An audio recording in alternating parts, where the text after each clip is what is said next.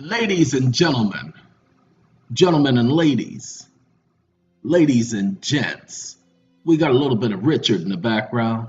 He's going to be singing a little something, something, because he just needs y'all to know, that he's going to be right there waiting. All right, so y'all just let him sing in the background. Now, I'm doing some work in the background. I'm reinstalling my PDF Exchange. See, PDF Exchange, this is the new one. The new one. All right. Anyway, I had it already, but I reinstalled the drivers on my printer, so every time I hit my PDF, it prints instead of pulling up in my PDF Exchange. And I don't like that. I don't need that, so I'm reinstalling it.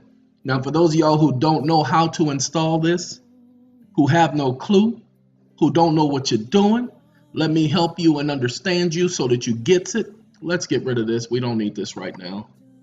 Come on now, get out of here. Get on out of here.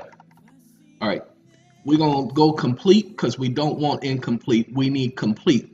And we're going to do the free version. All right, because we need the one that's unadulterated. See, free version?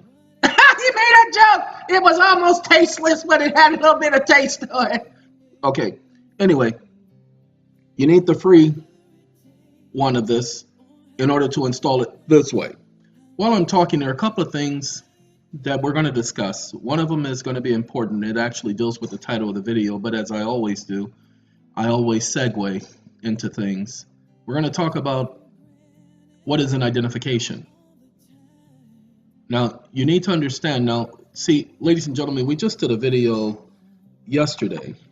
3 hours, y'all. Almost 3 hours.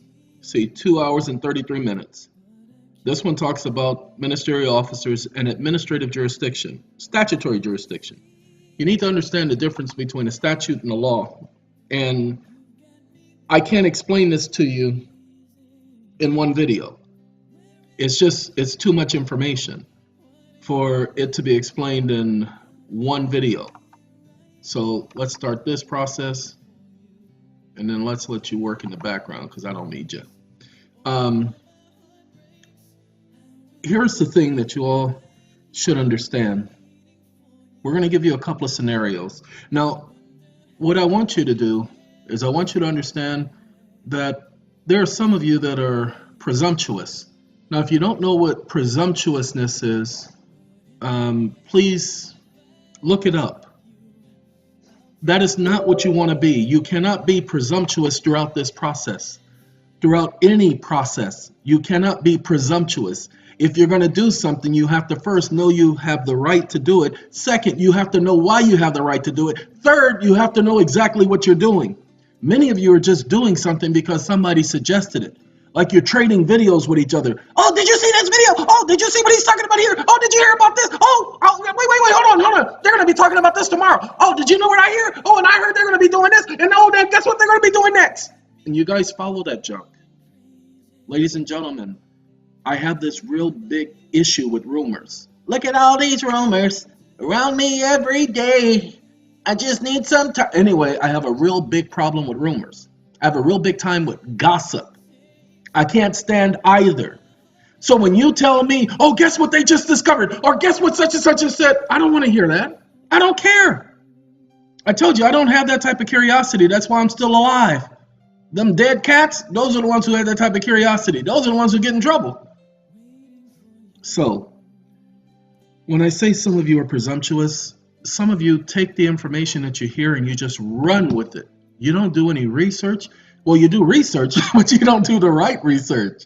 Your research is based on nothing. No law.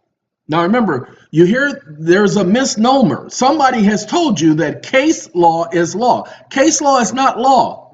You need to understand, under the law, Constitution is the law of the land. I didn't say that. They said it. Okay? Constitution is the law of the land. Wait, hold on a minute. I got to copy something anyway, so we're going to open this folder because PDF Exchange is still loading up, but I need to copy because I have 64-bit computer. I need to copy this file right here, 64 DLL. Come on, copy now. just started the computer and got all these things going on, and now it's running slow, and I'm trying to speed it up, so we're working on that right now. There's my copy. Oh God, this is PDF Exchange right here. It's asking for permission. See, just asking for permission. It's just asking for it. All right. This is necessary right here. Copy, copy, copy. And then I gotta pull it up on my desktop. Now this is showing you guys how to install it. Those of you who don't know how, you gotta put it in the folder that it's installed in. So what I do is, instead of me looking for the folder, because many people, they have to go looking to find out what folder it's in, because it could be in programs or programs 86. Oh, they 86'd it? No, it could be. So what I do is I right click on the program on the desktop and I go open file location. This is a shortcut. So it's going to open the shortcut file location. Okay? No, it actually opened the actual file location. Right on, right on, right on, right on. See this right here? That's the file I'm replacing. Watch this. Right click, paste. Would you like to replace the destination file? Sure enough, Shogun. It says one app isn't been used in over 2 months. Do I care? No, get out of here. And do I want to continue? Of course I want to continue. Why do you think I did it in the first place? I don't even know why they ask if I want to continue when I'm the one who made the selection. Well, just in case you make a mistake, because a lot of people make mistakes. I ain't making no mistakes. I know who I am. I know what I'm doing. Man. Anyway, ladies and gentlemen, as soon as that finishes, that's the finishing part. I have to wait for this to finish before I can click to open it. So come on, hurry up. Tick tock, tick tock. Okay, that's finished. I can close this out. I don't need that anymore. Now watch. PDF Exchange is going to open up. See, got to close that. It's going to open up. It's going to be done. Now, while that's being done, there's a reason why we went here. I didn't just go here just to be going. I went here because I just put this file, just changed the name on the file too. Okay, and I added all of the presumption and all of that stuff. I added all of that to the stuff.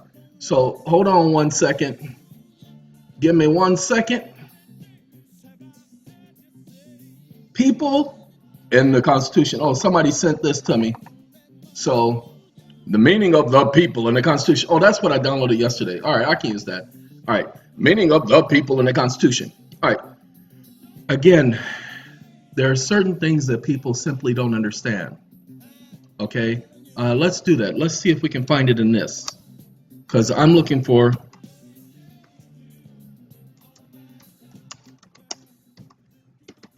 I was looking for one thing, and it's called Law of the Land. Nope, it says it ain't gonna find. Not gonna find it in this PDF, because this is what this PDF does later on down the line. All of that, so it's not gonna find it, and it's because it's talking about we the people. Remember, you guys, they keep telling you you're not part of the people, but actually you are. You just don't realize it. Okay, see, this is laws that remain on the books that you might need to consider. Okay, guess what? And I like this.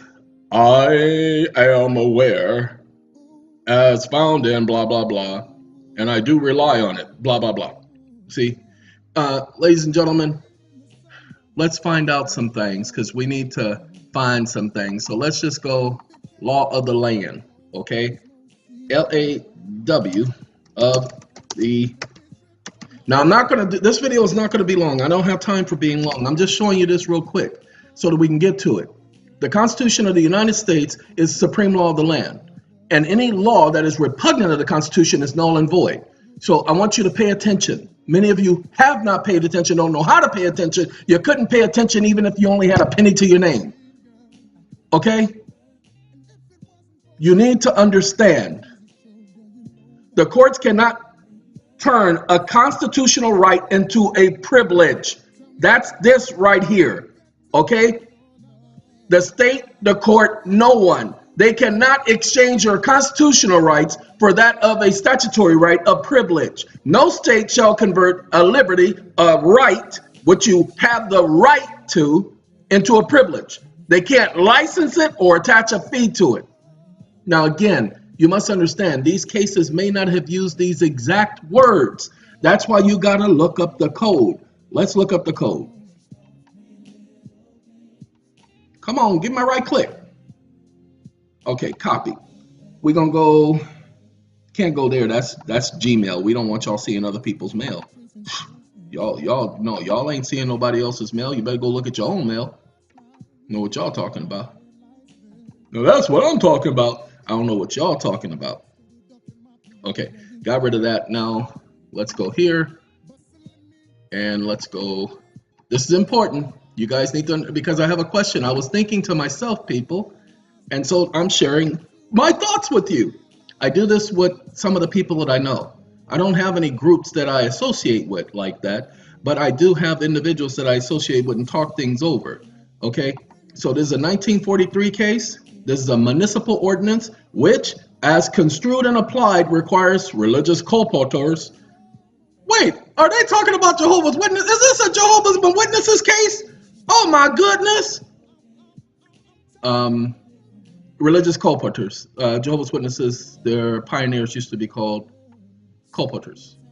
To pay a license tax on the conditional pursuit of activities is invalid under the federal constitution as a denial of freedoms of speech, press, and religion. Okay, that's the syllabus. Okay, but I'm not concerned about the syllabus. Watch this, pay attention. And I need you guys to understand, because many people don't get it. Many people don't get it. We're going to do convert. I messed up. So the word convert, the word convert is not here.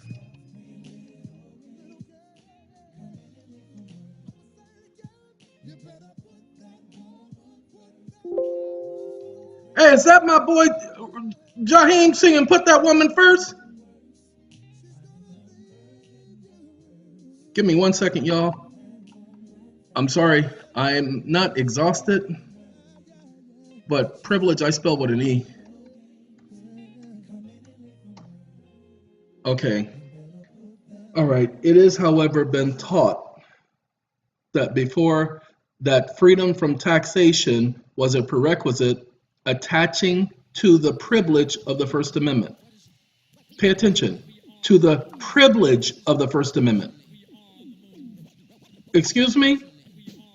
The privilege of the First Amendment? Oh, that's because they're talking about the federal Constitution. National government grants exemption to ministers and churches because it wishes to do so, not because the Constitution compels it. The Federal Reserve Code, blah, blah, blah, blah, blah. Cap meetings and rival charges, admissions, federal tax would apply if Congress had not granted the freedom of exaction. Ladies and gentlemen, don't think so. They're going to have to do better than that. Before today, privileged to carry on their occupation without contributing their shares in support of the government, which provides the opportunity to exercise their liberties. No, not looking for that. We're looking about exchanging a right to a privilege. State tax on the privilege of engaging in interstate, and they're going to say interstate commerce. Ladies and gentlemen, when the Congress talks about interstate commerce, engaging in interstate commerce, when the Congress can regulate commerce, but when the courts engage in commerce, interstate commerce, by regulating it, are they not getting involved in interstate commerce? Well, anyway, we'll talk about that, engaging in commercial activities and what that means when they engage in commercial activities. So I'm looking for convert a right to a privilege. Conditions of its payments depend on the Constitution certainly does not require the differentiations must be made among taxpayers upon the basis of the size of their incomes and the scope of their activities. Remember, taxpayers, there's a big difference. And you guys need to understand, taxpayers have no constitutional rights. But because of the freedom of religion, that's why religion can't be taxed. The Constitution says that individuals get to practice their religions freely. That's why they can't be taxed, but nobody's ever come back at the court and said that's the reason for the no taxing of the churches. Now, what you guys don't understand is that Jehovah's Witnesses are taxed, especially if you go back to France. I mean, France charged them 70% on their contributions. 70%. They ended up losing that battle in court. Can't charge anybody 70%. They don't charge anybody else in that country 70%, but they decided they wanted to penalize them. They don't like them knocking on people's doors. Shame on them for knocking on somebody's door like they're the police. Tell them, open up. Who is it? Oh, what is this? Open up now. Sorry. Ladies and gentlemen, and I joke about that because it's never made any sense to me that people get upset because someone knocked on your door. All you got to do is say, hey, don't come back here no more. We don't want you here. Put me on your list. I don't want you guys coming back to my house. That's all they have to do the whole time, no matter where they are in the world. But it just doesn't happen. Okay. Now, here we are. We do get constitutional rights here. Now, is imposed its justification and the extent to which it hinders or restricts the exercise of the privilege. As I read the court's opinion, this is a judge talking as the syllabus, it does not hold that taxes in the cases before us, in fact, do hinder or restrict the petitioners in the exercise of their constitutional right. Interesting. Yes, it does. It interferes with them practicing freely. The right to practice religion freely. It says, Congress shall make no law which abridges, interferes with the right to practice religion. Technically, you can't practice religion, but I guess some people make a practice out of it. Oh yeah, I go to church every other Sunday. See, they make a practice out of it. Look, ladies and gentlemen, do you see what this idiot has done? This syllabus judge? He says controls the enjoyment of constitutional privilege. Excuse me. Constitution is not a privilege. Those are secured rights. Okay, those who can tax the exercise of this religious practice can make this exercise so costly as to deprive it of resources necessary for its maintenance. But that is not the same as saying that blah, blah, blah. Okay? Freedom of religion. Okay? All right. The reason why we went on this engagement here is because the law is no one can turn a right to a privilege. Okay?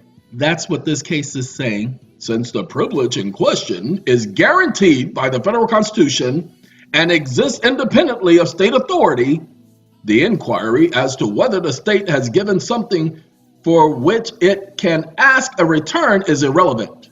See, it says state has no authority over this practice. They're saying that they couldn't turn a right to a privilege and they weren't going to consider the other aspects because it was not necessary. It says it was irrelevant, any other thing to speak about. A community may not suppress or the state tax the dissemination of views because they are unpopular, annoying, or distasteful. That's where you're getting the fact that the individuals have translated this, that they can't convert it from a right to a privilege. Okay, let's get to the point, ladies and gentlemen. We got 18 minutes in. This is what I was saying to myself. The police often walk up to a person and ask them for identification, driver's license, and registration. Now, do you notice they always ask for driver's license and registration? What law requires you to have a driver's license and registration? They can look at the tags on the automobile and see that it's registered, so why do you have to show them the registration? Interesting. They already have prima facie evidence that the automobile is registered because they have a copy of the registration on the tags on the plate, or on the tag that's in the front window, or on the tag that's in the back window. So why is it that they ask you for the registration? Interesting, ain't it? Or why do they ask you for ID? Excuse me? Why do they ask you for ID? Excuse me? I said, why do they ask you for identification? Because they need to identify who you is. And so when you hand them that statutory piece of paper, now look, some of you are going to start refusing to hand them that statutory piece of paper because anytime you're dealing with statutes, you're dealing with paper. That's all administration and bureaucracy is paper. That's why it's called bureaucracy. Paperwork, red tape. That's statutory, people. I'm only telling you what I was thinking. I'm not telling any of you to go out there and do this. But why not have something that explains to them that, oh, I'm me. And I am not a U.S. statutory citizen.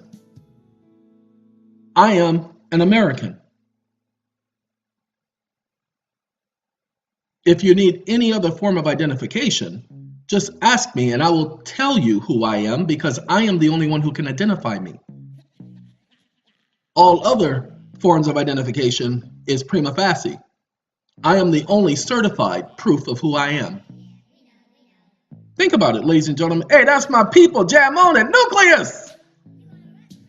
Okay? Nucleus. All right, ladies and gentlemen, let's talk about this because it's necessary for you guys to get it. The police and the Supreme Court has said that every citizen must have identification when they're out and about in public. That's right. If you're in the public, you got to have identification. Congress has regulated that because they can regulate the public. We talked about that the other day. Okay, so since Congress can regulate the public, since it's a matter of the Federal Registry, it's put in law, statutory law, then pay attention. That's why you must have it. However, for those who are not statutory U.S. citizens, for those who are not taxpayers, there's not a single law out there or a single court case that requires you to have identification. Now, here's the problem. Some of you are going to want to sit up there and say, I don't need no identification, you stupid mother. You don't even know who I am. And then you're going to end up going, well, all he had to do was ask me. I would have given it to him. You ain't got to slam that door in front of him. Wait, come get back here. Wait, when? I get to go to court when? Next week? Why next week? Why can't I go tomorrow? Whatever. Because I'm on a hold, psychiatric hold. Okay, that's what many of you are going to run into. I'm only posing this because there are some people out there who are completely understanding and understand this information. Okay? They completely get it. There are many of you who don't get it. Ladies and gentlemen, I'm sorry. Many of you may not get it, but what you're looking at in the background, those were the people I used to hang around. Sorry, that was back in the day when I was in the day, okay? And it was just the amount of practice that went into that, the amount of work, and the fact the people who I was around that was doing that, they called themselves posse. Posse up! My posse's on Broadway. Anyway, they called themselves that. Posses later became gangs because you would have rival posses and some of them would carry guns and da-da-da. But I was around these groups before they became all of that. But getting back to this statutory thing, ladies and gentlemen, there are two laws in America. You have that which is the law of the land, as we showed you earlier. Let's get rid of nucleus. Bye-bye, nucleus. Okay, the Constitution is the supreme law of the land. Now, any law that contradicts the Constitution, well, what does the First Amendment says? The First Amendment says one has the right to freedom of religion, freedom of assembly, freedom of speech, freedom of the press. These are freedoms. These are not privileges. Remember, this was America, the home of the brave, land of the free. These were not privileges. These were guaranteed rights, as you saw the court said.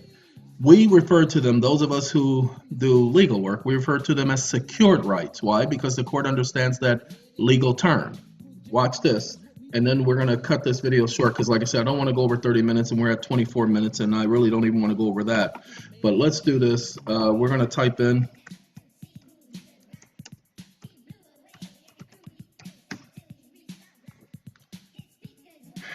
There are a lot of people out there, their grandmothers, grandfathers, and uncles think they know what law is.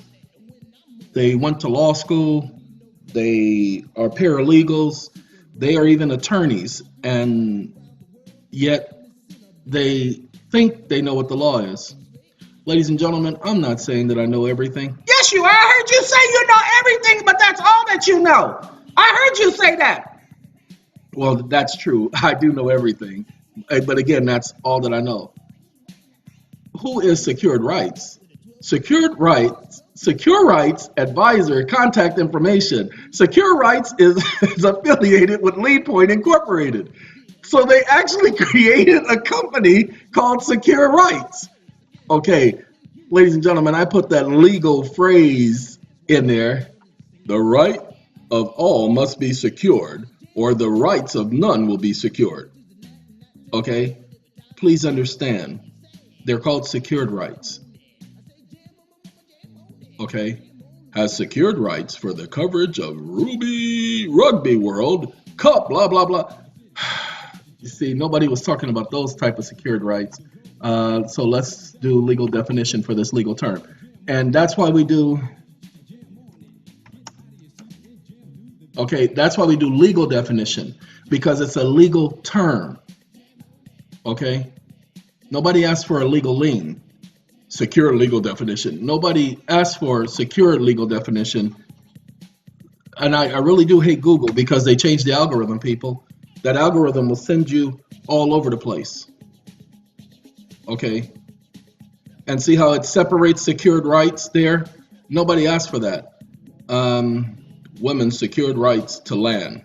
Secure rights to land. They separate the two words as if they're distinguishable.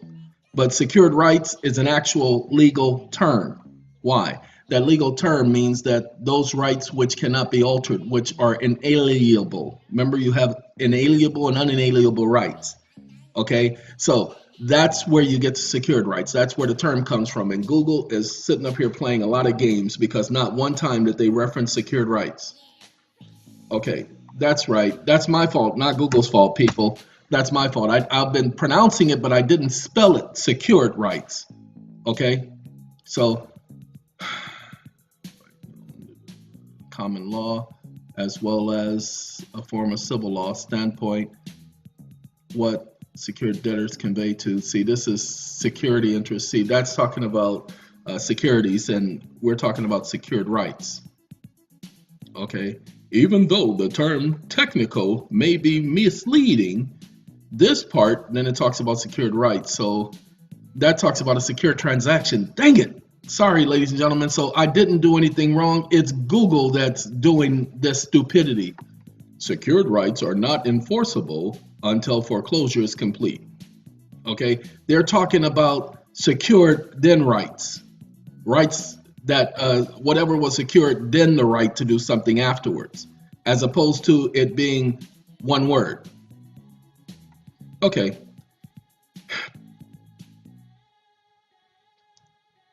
Prosecutive action by the Department of Justice to enforce federally secured rights depend primarily upon two general criminal statutes. Okay, secured rights are not governed by statute. Secured rights are governed by the Constitution. And thus, you have secured rights. So there is a difference between secured rights and so-called privileges. And that's why that case kept mentioning privileges. So when we talk about the right to drive, it's not a privilege, it's a secured right. Okay, that's why some people seem to be able to skirt around things and other people end up in jail and having their cars impounded. Why? Because some people know how to explain this. Some people know the difference between a statutory right and a secured right. Some people know the difference between being a U.S. citizen and a non-taxpayer. U.S. citizen and an American. A statutory citizen and an American. You must understand the difference between a statute. Remember, whenever a court is enforcing statutes, and we're going to do this, we're going to go a little bit over 30 because we're going to do that. We're going to put the word enforce.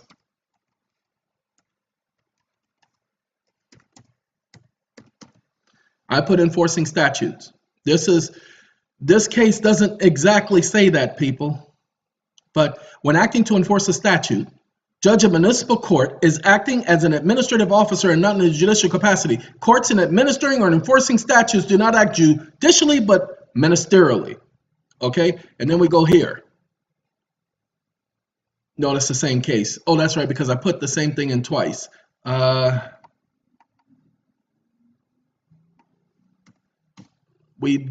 just put in enforce statute. And oh no, Okay, so we're just enforcing statute. Ladies and gentlemen, you look at Casey Davis, he says the exact same thing, that he's acting as an arm whenever a judge is enforcing a statute, he's acting as an arm of the administrative agency. And they can't go outside the scope of that administrative agency. So you must understand the difference between what a statute is. It's not law. Because if a judge is enforcing statute and he's acting only as a ministerial clerk, that lets you know what? What? That lets you know that it's not law. Okay? That's what you need to understand. Statutes are not law. Okay? When acting to enforce a statute, judge of municipal court is acting as an administrative officer and not in a judicial capacity because he's enforcing a statute. This is not law. Oh, what's law? We just showed you the Constitution is the supreme law of the land. Okay? We just showed that to you. So you don't need to be asking us what no law is. We done told y'all already. All right, ladies and gentlemen, ladies and gents, this was just on my mind today, and I figured I'd share this with some of you. Again, this is not for you to go running out there and trying to save the world and the cheerleader and getting yourself in trouble. Do your research. Do the research behind it. Okay? Understand the difference between a non-taxpayer and a taxpayer, statutory citizen and a non-statutory citizen, an American citizen and a United States citizen, a United States of America citizen and a United States citizen. Understand the differences between these so-called legal terms. Last couple of weeks, I've been focusing and trying to bring out to your attention that there is something called a legal term, legal terminology. You've heard me say that on many occasions. So because there is this thing called legal terminology, many of you are reading these case laws and you're not picking up on the legal term. I can pick up on the legal term because of the sentence structure.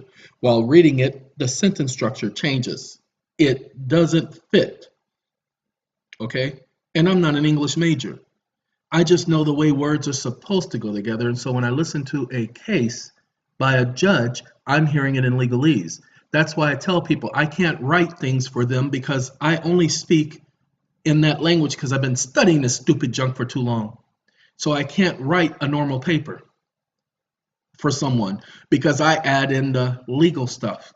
When they read my stuff, then they give the other person a hard time because they're going to want to make that person prove what they know. You see, they always want to challenge me. Now, yeah, we'll go to 34 minutes. We're at 33, 36. A young lady has emailed me saying, what if they put you in jail? What are we going to do? I mean, is there going to be somebody to help you? Look, trust me. My God, he's the one who took care of it the last time. Although I had people helping me, what I told everybody was that I was allowing them to help me, but as I told them while they were trying to help me, that the only person who was going to see me out of that situation was the God I serve. That's why they let me go, people. I didn't get out because I wrote some special motion or something.